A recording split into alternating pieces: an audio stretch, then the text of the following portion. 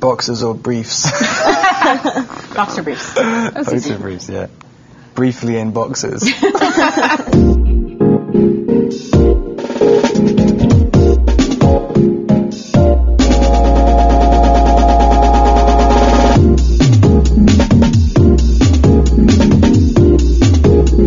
Welcome to Moviephone's Unscripted. I'm Robert Pants and this is Stephanie Meyer, and that one's Kristen Stewart. We're here to talk about our film Twilight. We're going to ask each other some questions, and some of your questions, as well as some of our own. I'll start with the first question. Annie in Phoenix, Arizona, wants to know in what ways you relate to Bella, Kristen. I don't know, I was like more self-conscious when you guys asked me this question. I think she's who you experience the story through, so you sort of put I think every girl projects their own personalities onto her, so it was weird playing the part because I didn't feel like it was a big departure. There was no distinct character I was playing. I was really just this girl in this like extravagant situation. Okay, what was the most difficult scene for you to film? Probably the scene where I have to look at the guys who are hassling Bella, and the description in the script was he gives a look so devilish, so animalistic in its rage, its fury that it terrifies four grown men. And coming out with my little bouffant hairdo, white makeup and a pea coat is quite difficult to look very scary. I wouldn't have guessed that one. It's cool. It was tough. I nearly quit because of it. Really? Oh my God, he almost punched me in the face like 5 times. I should have been on set that day. Which scene were you most excited to see translated from book to screen?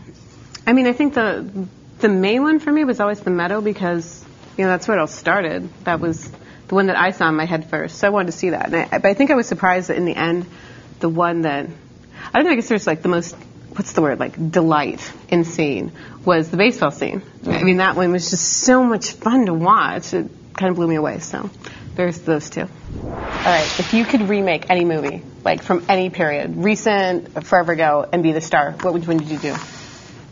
I would love to have been the voice of Mowgli in the Jungle Book. What is the one thing you cannot live without? I'm just going to give like totally frivolous answers for all of these. My cat. I love him. I would die if I had to live without him. Doesn't sound frivolous. Cats die. It's not. Cool. I know, cats die, but... You only have a few years left. Cats don't even live very long. Nice. What would your vampire ability be? I'd be one of those vampires who didn't have one. That would so be who I would be. There'd be all these, like everyone I knew would do some really cool thing, and I'd be like, well, I can run fast. I'm strong, and I wouldn't have anything. So that would be the story of my life. Tell us one thing about yourself that most people don't know. I'm really cool. We're so lame. Oh my God, we cannot do this. I tell everybody the one thing people don't know is I tell everybody everything. All the time.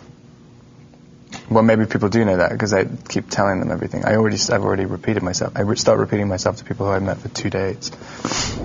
What has been your favorite experience since becoming an actor?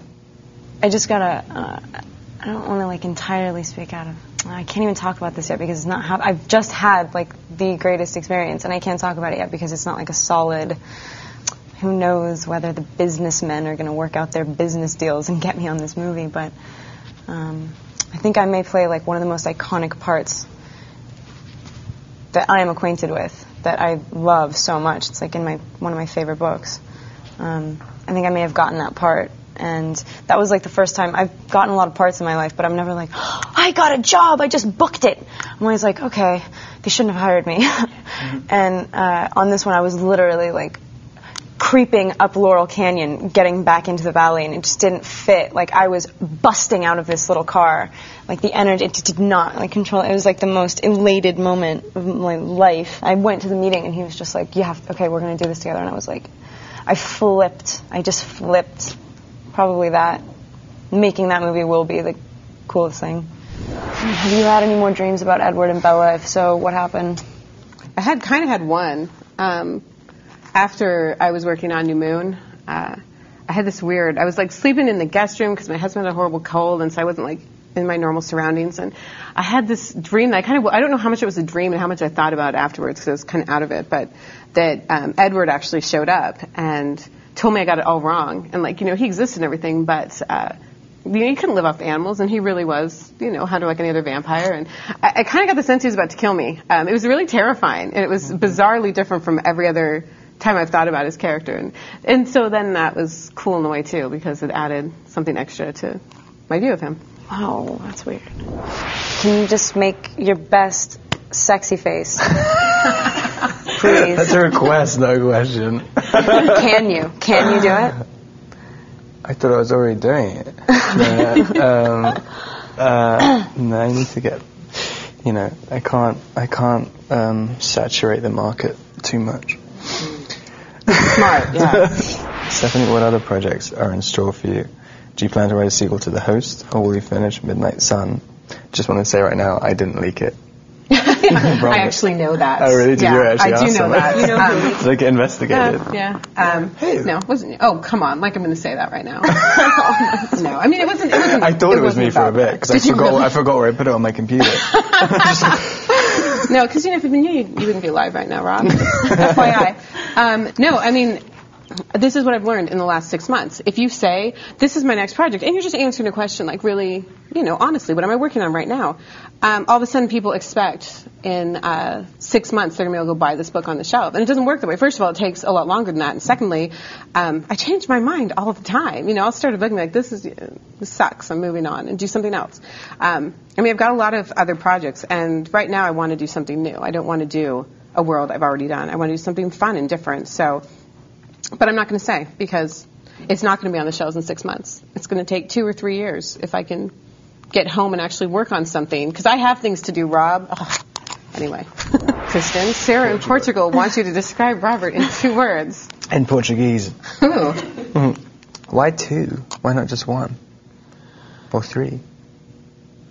It's funny, because I know very well, better than anybody else, a version of Rob. Because you have like a very complete experience making a movie. Like you go through something with somebody or whatever, and then that's like this separate little thing. I don't feel like I know him very well. Maybe. He's such a great actor. How about good actor? Good person. I think I've heard you say before that you feel like Bella's like a pretty separate thing from you.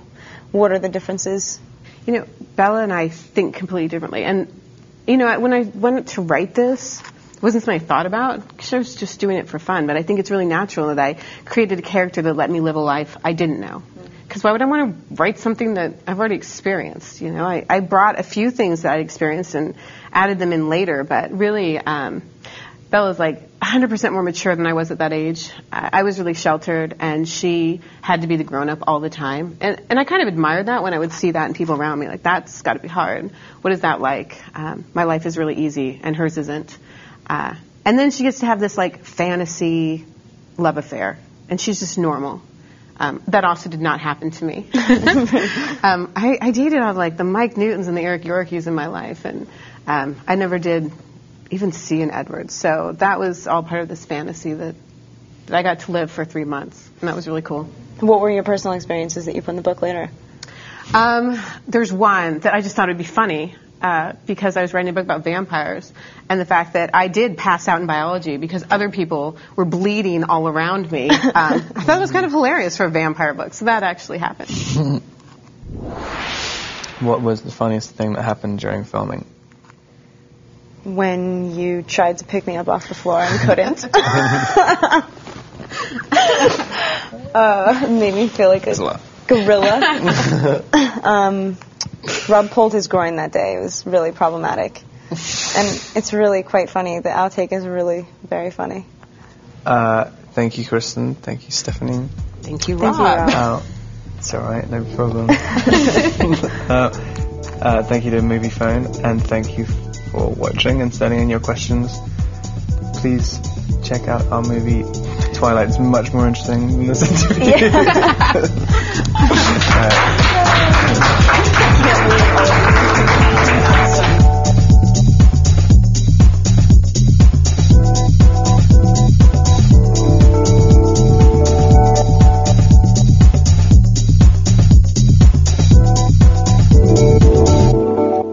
So what's your next project?